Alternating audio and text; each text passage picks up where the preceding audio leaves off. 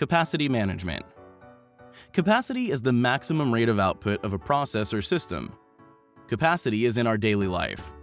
How many people should a concert hall have? How many people should a restaurant be able to serve?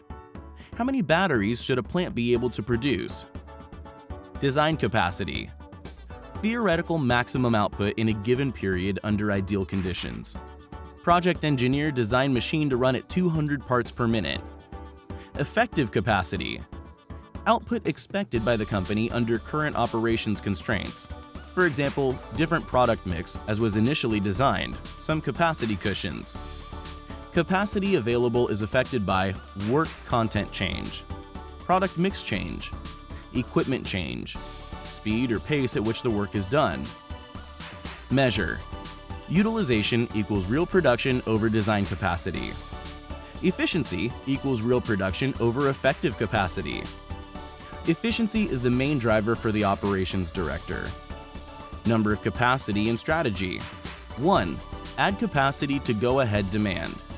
This is an expansionist strategy. This can result in economics of scale. 2. Wait and see.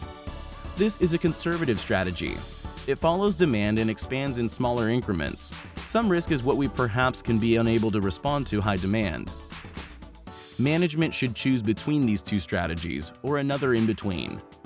According to the horizon, we can talk about short-term capacity, 0 to 3 months.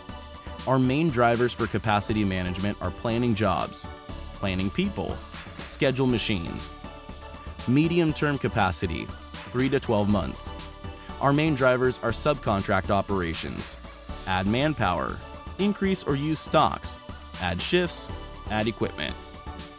Long-term capacity planning, 1 to 5 years. Our main drivers have added installations, add equipment with long installation lead time. Of course, in short-term capacity planning, you can also add overtime work.